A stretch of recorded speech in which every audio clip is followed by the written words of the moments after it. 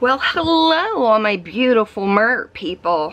Welcome to weekly sushi number 3. I know, not quite weekly, but I'm finally getting around to it. Hallelujah.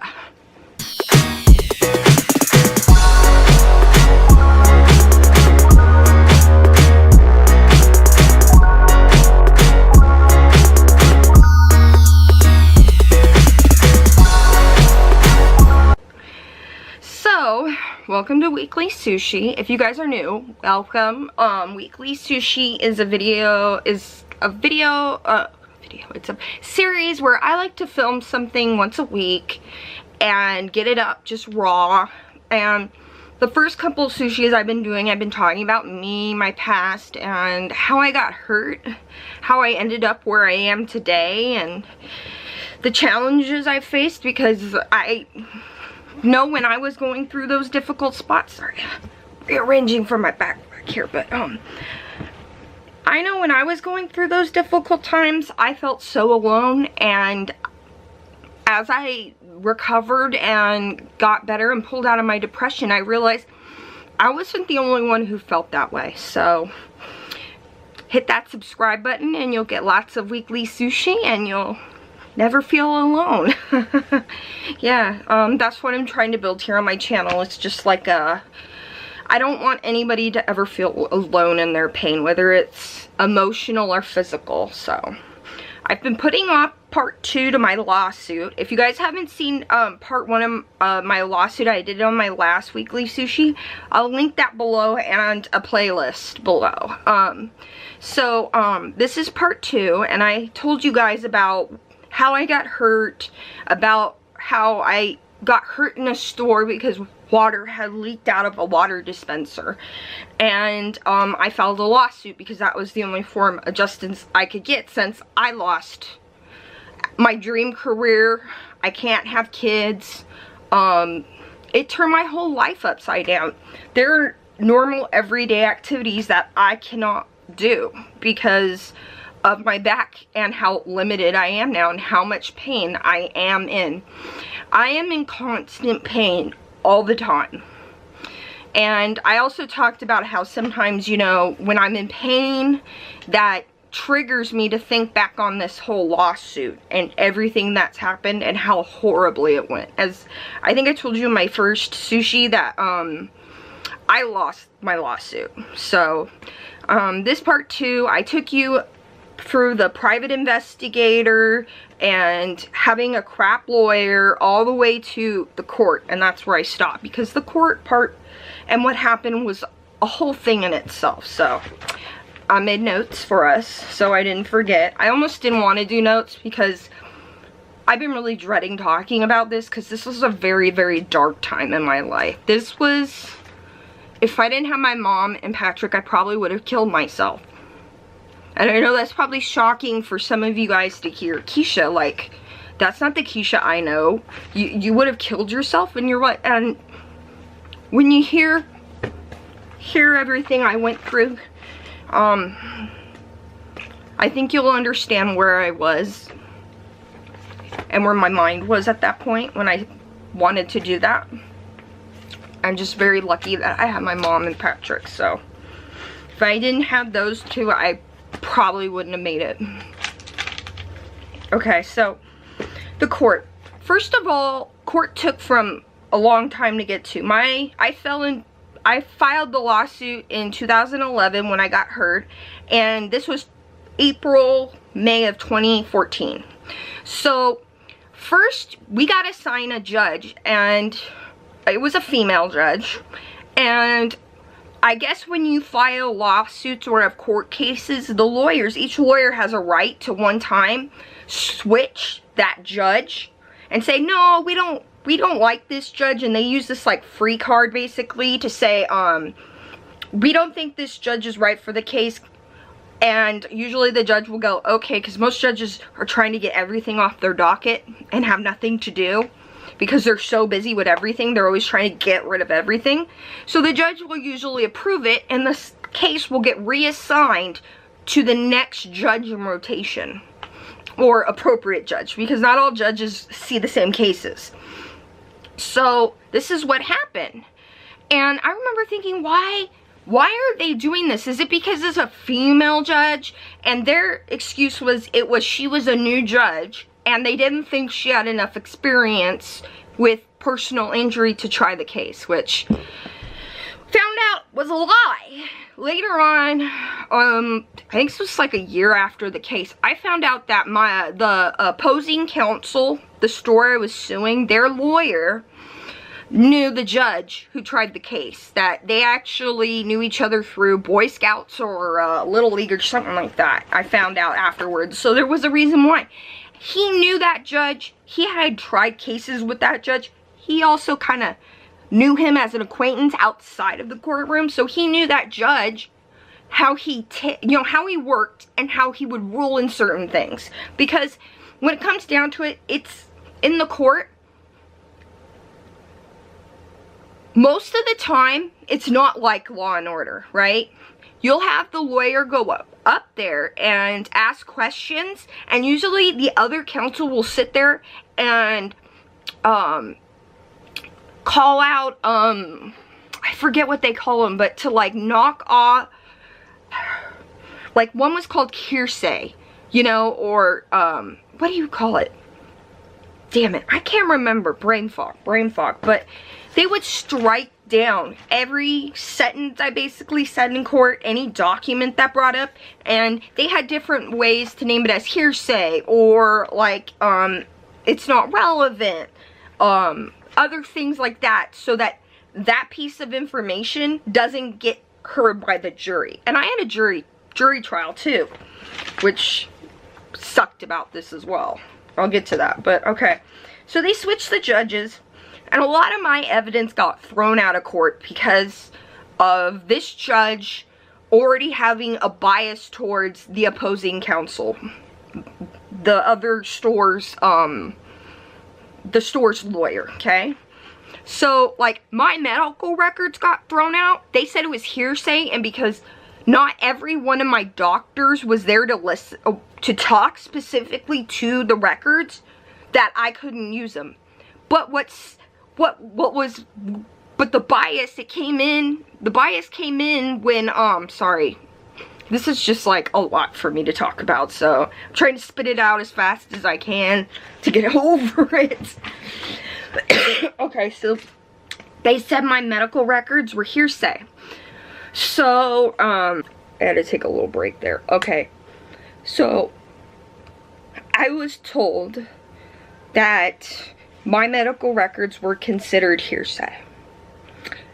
But when it came to opposing counsel using my medical records to slander me and say I'm faking stuff, they could.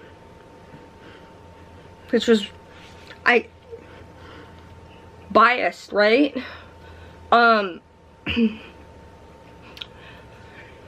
Sorry, this is why I got notes. This is hard for me, you guys. This is really hard. Through witness testimony, they had people who work at the store come and talk about the store. They had someone who,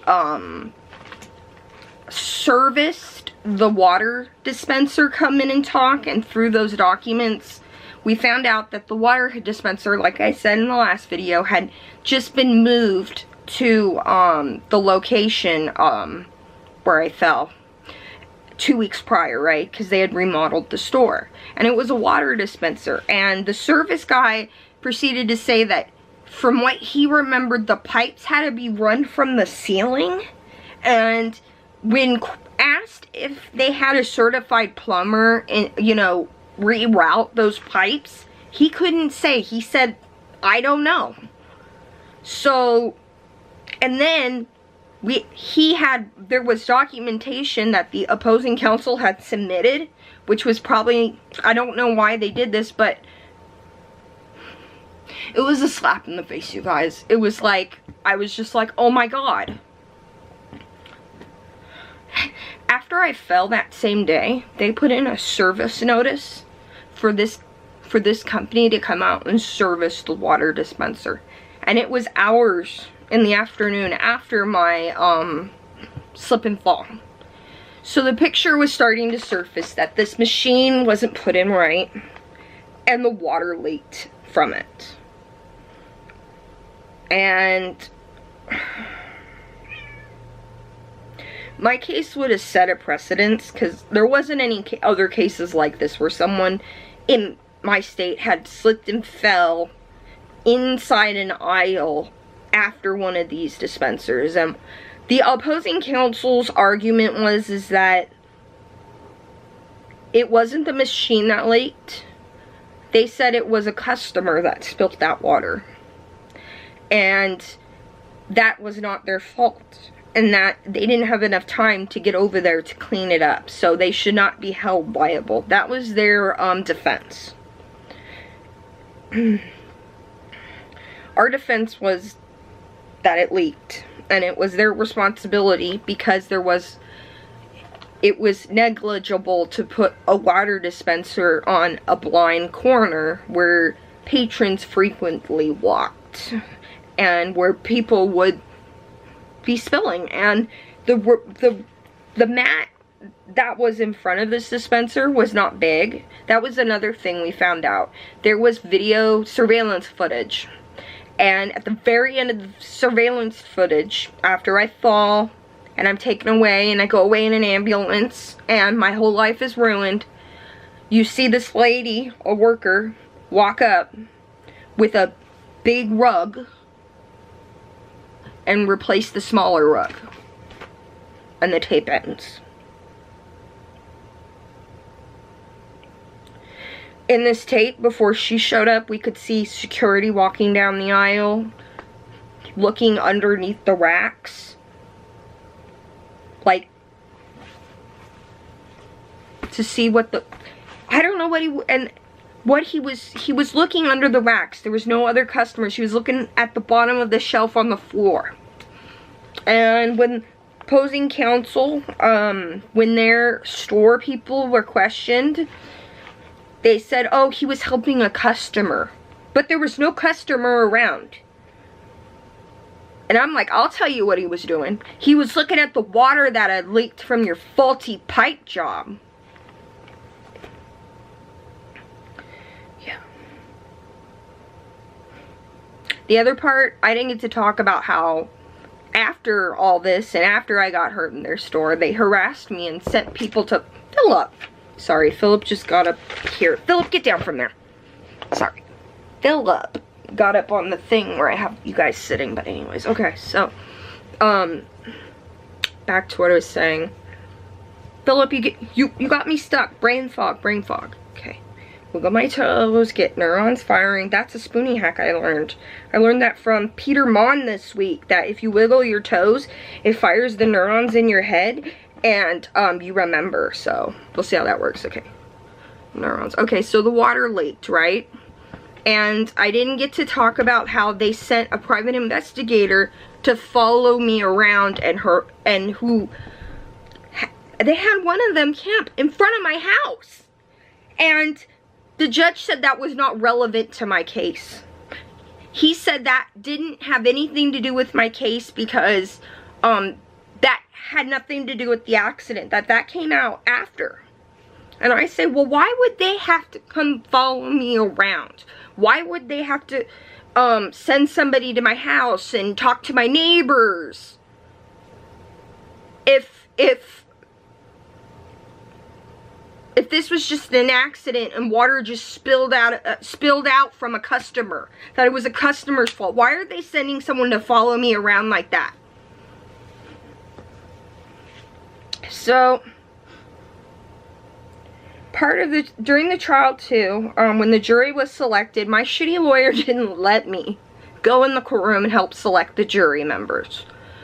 And I remember thinking, like, why? Asking him why, and he goes, well, I read this book and I learned in law school that the less the jury sees you, the better, because then they can't formulate opinions about you. Because, you know, there is a stigma around personal injury cases that when someone slips and falls or they get hurt in a store or something, they're just suing for a payday. That is a really bad stereotype that we need to cut the shit out right now. Because it's not true. Most of the time when people sue, their lives get ruined like mine. So cut the shit out, because that's not true. That, you know, the McDonald's lady, the truth of it is, that lady didn't get the millions of dollars from McDonald's for spilling coffee in her vag. She didn't get that. She barely got enough. And she continued to have complications from that that later killed her. So when people go, oh, you're just suing for the money, it's farther from the truth. Because to have to prolong, because it felt like I didn't just fall one day in 2011, that this whole thing stretched from 2011 to 2014 when that trial ended. It was an open wound the entire time. And I didn't begin to start healing until it was over. But we're not there yet right now. So, sorry, tangent. And this mermaid, she cusses like a sailor. Okay.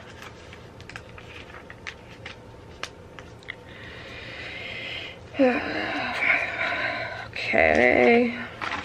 Told you about the piping from the ceiling.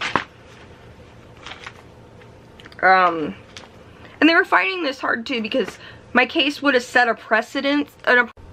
Sorry guys, my things shut off again. I still haven't figured that out. Anyways, so when my attorney's like, oh, it's no big deal, whatever, I got this. I was down at my, now in our county where I live, they have a couple different locations that they call law libraries. I looked this up because I didn't know how to choose a jury, and I knew that was really important because they were going to be the people that decided my case. So I went to the law library. I did a lot of the documentation and paperwork myself for my attorney because his secretary and him were way too busy with other stuff to deal with my crap, which is why we lost, probably one of the reasons. Sorry you guys, I'm just getting all wound up again. Notes. So my attorney dropped the ball basically. And throughout the trial, recap, different judge because, you know, bias, because they know the other judge and he's gonna rule in their favor. My shitty attorney wouldn't let me pick out the jury or help. So he proceeded to then pick people for the jury that were probably not, we'll get to that. That's crazy in itself. We'll get to that. I had most of my evidence thrown out of court. Then I have them saying that, you know, that this was another devastating thing for me. In part of my lawsuit, I was trying to get compensated partially for the fact that I wasn't going to be able to be a nurse anymore. That time, I found out from my doctors that this was it. And my pain is probably just going to continue to get worse. And, like, I spend most of my time in bed now. And I can't take care of myself. And there's no way I am ever going to go back to nursing school and finish that and be a nurse. So I wanted to be compensated for that, since it was such a dream of mine. Well, the judge said because I didn't graduate and I never worked as a nurse, that none of that, all of my effort didn't count. It didn't mean anything. That was one of the most devastating things, was to have someone say that all your hard work in school, and even though you made it right there and you didn't get there, it still didn't mean anything.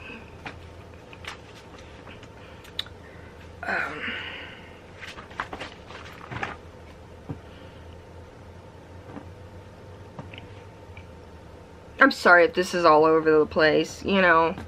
If you have any other questions, I can clarify them in the comments, you know, just let me know. So the jury. I didn't get to pick the jury. I didn't get to do that because I got saddled with the crap paperwork and my attorney picked the jury and I wasn't in there. And I remember we're sitting out there because there was the courtroom and he made me wait outside while he picked the jury, which was stupid because they still saw me when they got brought in and pooled, you know, and brought into the courtroom. They still saw me sitting on the bench out there. So I was like, you're an idiot. can't believe I just let him walk over me and just let him do that. I feel, I look back and I go, I should have fought him on it and said, I want to help pick out the jury, but it's in the past. I gotta let it go. One of the jury members, he comes out and he goes, I think we found a really good jury member on here. And he's probably gonna be because I guess, like, when lawyers are picking out juries, they look for someone to be, like, the leader, but a leader that they can, like, convince the rest of the group, the rest of the jury, that to go with, you know, guilty or not guilty. And, you know, they'll pick someone that they think would vote in their favor, a leader that would vote in your side's favor, and then the rest of the jury would follow. You can get what I'm saying? It's, yeah, this is what lawyers, like, they don't look at jury members like people. They look at them as like, okay, these are playing cards. How can I shuffle the cards in my favor? That's what law is, basically. And whoever has more money gets the most sway. You know, whoever is contributing to the judge's next election, or his, you know, the softball team that, you know, a family member of his is on, then you don't get anything in your favor. So he comes out of the court, he goes, I found the best jury member. His story is that he's an FBI agent who's undercover most of the time. That's what he does. And his brother was in an accident, in a slip and fall accident when he was in high school and lost his football dream career. Perfect. He'll totally be for you. And I'm thinking in my head, this is either really bad or really good. And the whole time I'm thinking, like, there's no way. Like, and this guy did not look like an FBI agent. Now, he said he did it undercover. And I also found out later, you know, in talking to, like, the security guard, or because there's usually, like, in each courtroom, you know, there's, like, a on-duty officer in the courtroom. Well, this one, he later came out and said that the guy had said something about not having his credentials. He asked, you know, oh, do you have your credentials for the FBI? And the guy said he didn't have them. Which is weird, because I thought if you did something like that, you were required to carry that on you all the time. So I think this guy was either lying to get out of jury duty, or he was a plant by the opposite team, which I wouldn't put it past them, because they hired people to follow me around and camp out in front of my house and talk to my neighbors. So, there's that. So, the trial went on, and it got worse and worse. All my stuff got thrown out.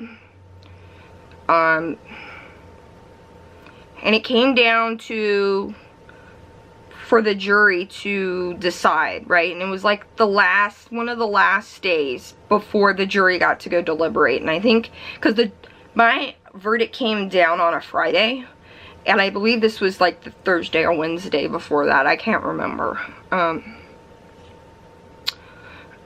One of the jury members came in, and this was after I had testified that I was a nursing student, and it had been my dream. They even let me show pictures of myself with my nursing school friends. I have a photograph somewhere. Maybe I'll post it someday, I don't know. Hey, if I can get like 50 likes for this video, I'll totally like show you guys that picture in the next Sushi. Yeah, like I'm gonna get 50 likes, but so. And I talked about the scholarships I had and lost, and how much it meant to me, and how proud my mom was of me for accomplishing all that, and her helping me as a single mom and all those types of things. And they even had testimony from Patrick, my mom, other family members about how important this was to me. And so the day before we found out the verdict, before they went to go deliberate, one of the jury members came in and she was wearing a pin on her, I think it was like a blouse, and she was an older woman. And since I didn't pick the jury, I didn't know who these people's professions were, what they did. I remember asking my attorney, and he said he thought she was retired. But she had a nursing pin on, you guys. She had a pin with a nurse on it, but it was like an old school nurse with, you know, the little hat. I think they call them pill hats. And a little uniform on the pin, like an enamel pin.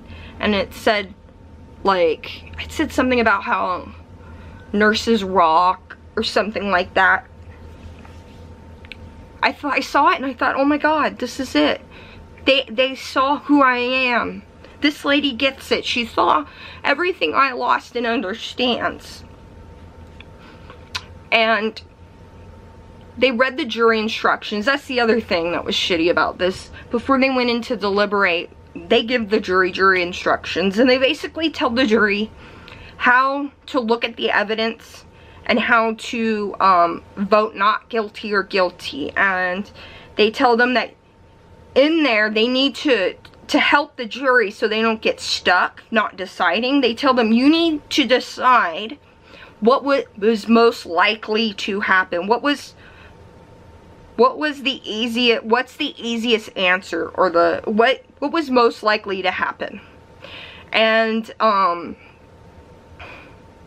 when I saw that lady's pin, I thought they saw through it all, that they saw that this was a leaky pipe and they were trying to pass it off as a customer, and that it wasn't installed right, and that I lost all this. And she was even picked as, like, they usually pick somebody, I forget what they call it too, you know, my brain fog's bad right now, but they pick somebody to be the leader for the jury and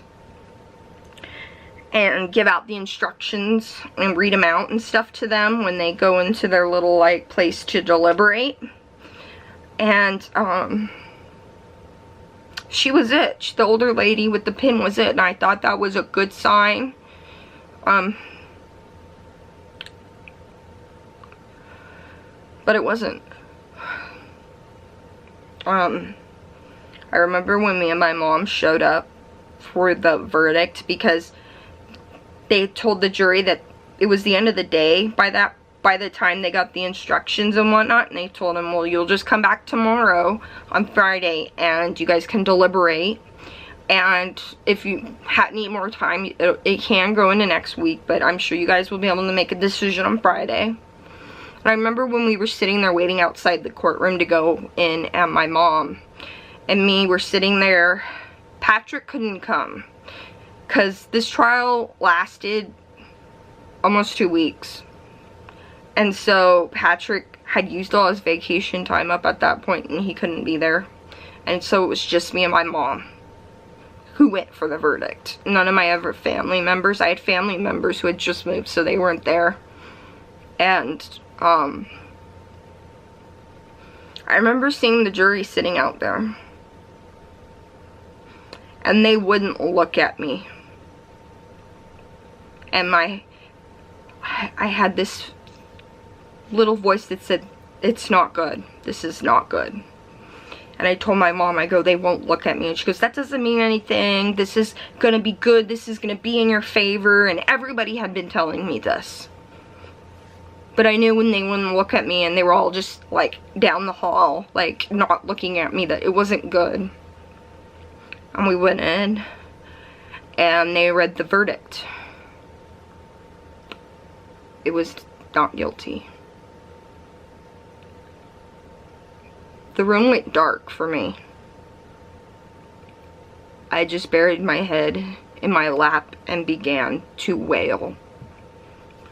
It felt like I lost everything all over again.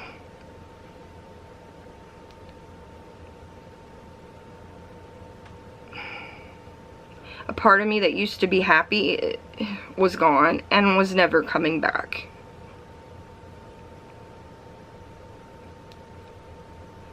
My lawyer got up and left the room. I never saw or heard from him again. Except for a couple, like, where his secretary forwarded me documents. Like, oh, for the bankruptcy that I would then have to file for. Because that was the other thing, was that there was a contingent. I guess it happens on most personal injury cases. It might have just been mine because of who I was suing and how much power they had. But if I lost, and if I wasn't awarded more than $60,000 or lost, I was responsible for all of the fees that this other opposing that the store incurred during this lawsuit.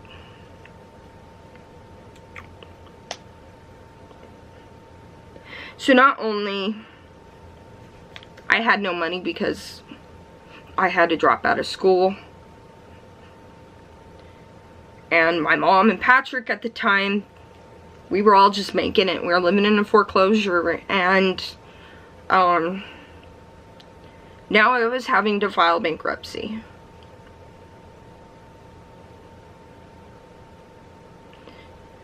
I couldn't figure out what I did wrong. What did these people see or not see in this case? Did they just not like me? Were they just didn't want me to have any money because they couldn't have that kind of money? What the fuck was that old woman's pin about? How fucking cruel can you be to wear that and then vote not guilty?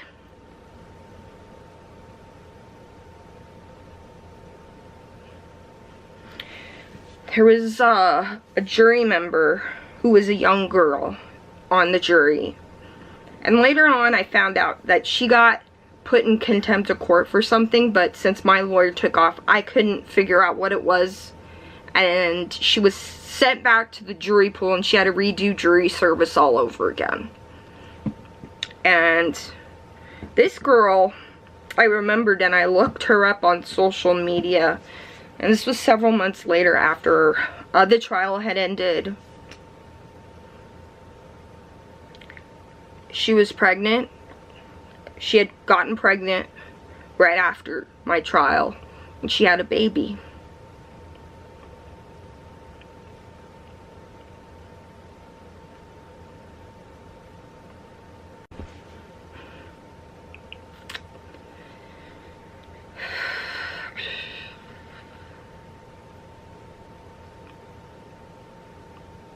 I thought the lowest of the low of her. I couldn't believe that a mother could take that from somebody else. And I blamed them. I blamed them because now, because I lost that case, I didn't have the money and I had to file bankruptcy, and now I really don't have the money to do anything to fix my back. Because at that point, I'm looking at surgery, you guys, and the only surgeries that are successful for sacroiliitis are over in Europe, and people pay out of pocket for. And most insurance companies, if there is the surgeries they do in the United States, most of the time insurance doesn't cover that either, and people have to pay out of pocket.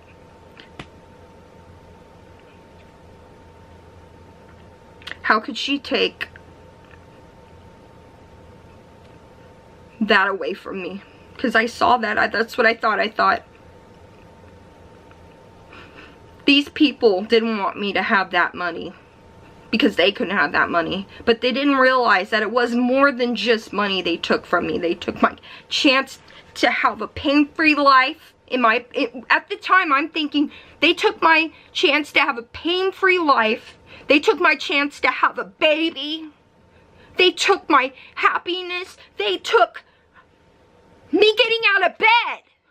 They took all of it from me. I thought a lot of nasty things about that girl for a long time. So, I told you guys the not guilty verdict, right? And the room went black for me. My mom and the officer that was in the courtroom had to wheel me out to the car because I couldn't walk. Because I was so upset and devastated. And when my mom got me into the car, I told her I wanted to die.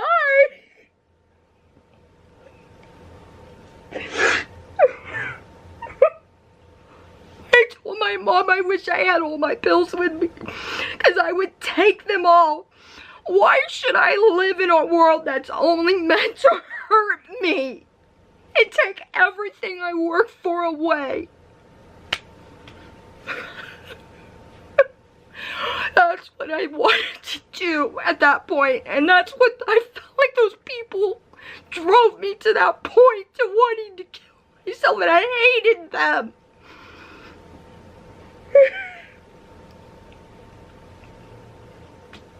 Sorry about that. I told Patrick, Patrick called, because we didn't call him right away after we got out of court, and by the time he called, that time it was later in the afternoon, and he said he had realized that it must have not gone well. I told him to go home and pack all of his stuff and leave me because I was ruining his life. I told my mom that I was just going to take all my pills when we got home because they were both better off without me.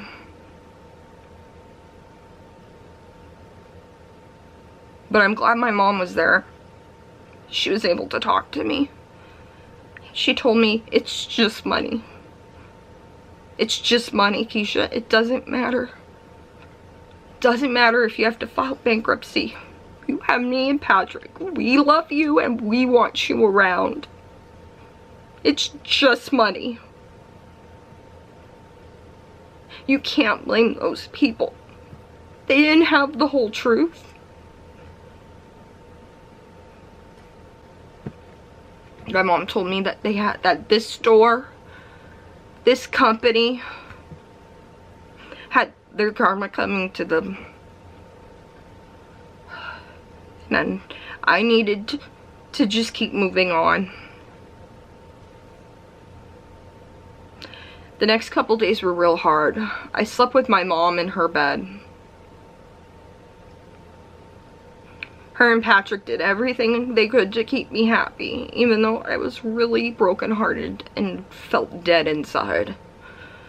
The next day after the court trial, Patrick took me to the beach. We walked around. I think that's one of the reasons why I identify with the beach so much, because that was the first happy place I went after. I felt so bad. And that day before I wanted to die. I didn't want to live anymore because my world was just pain. There was nothing happy about it. Patrick took me to the beach. And I forgot about it for a couple hours. And I think that's one of the reasons why I love the beach so much. I identify with mermaids because, you know, mermaids, the ocean. Because there I genuinely feel happy and I feel free.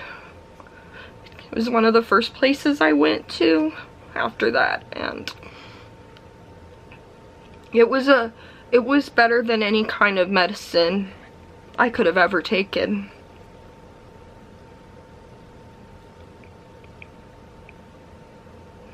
As I said, it took me a while to forgive the jury. It took me a while to forgive my attorney, forgive the other store for what they did to my life.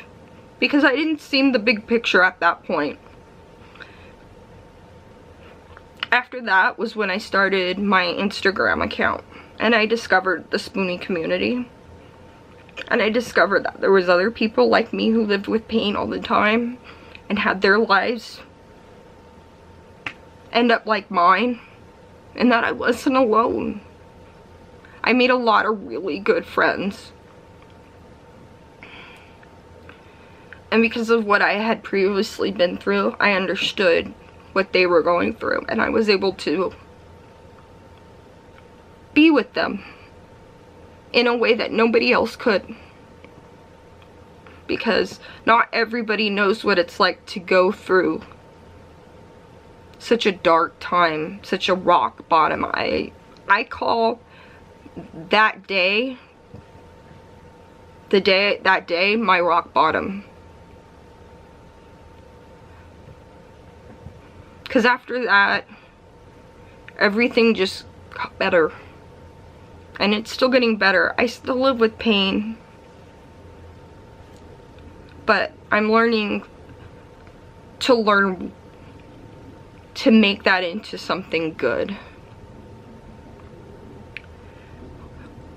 By meeting and finding the Spoonie community on Instagram.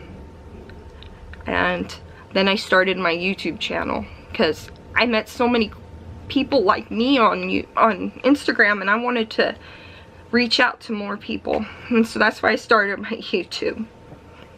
It's part of why you guys are so important to me. I feel like this is my why. I feel like everybody's here for a reason, and mine is so that nobody has to feel alone in their pain. When you can't find the light, I want to sit with you in the dark. It's one of my favorite quotes I found. Because it's easier to go through the painful times when you're not alone. And you have somebody who gets it.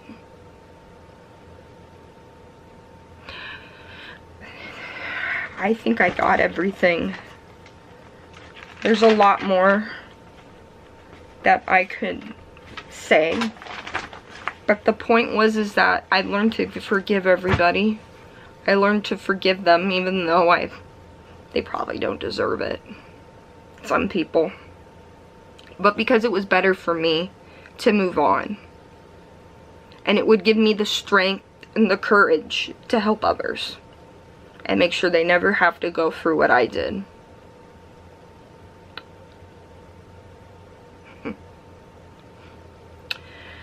Let me think about a question of the day.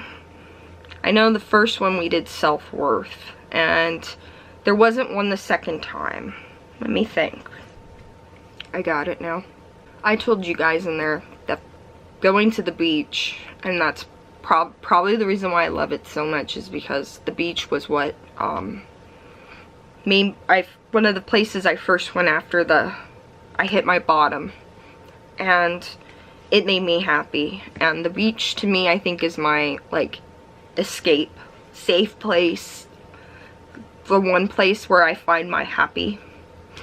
So down below, let me know what your guys' happy is, whether it's a place, a person, a pet, a thing, a state of mind. What makes you happy? What is your happy? Or one of your happies. So, you know me. One of my happies is the beach, my pet, my mom, my fiance Patrick. But the beach holds a special place in my heart because it was the one place that picked me up right after I fell. So, as always, I'm sending lots of love to all the haters and the lovers, because everybody deserves to be forgiven, and if we forgive, then we won't have to carry that negativity in our heart anymore. I love you guys, and I will see you in the next weekly sushi. Mwah! Mwah!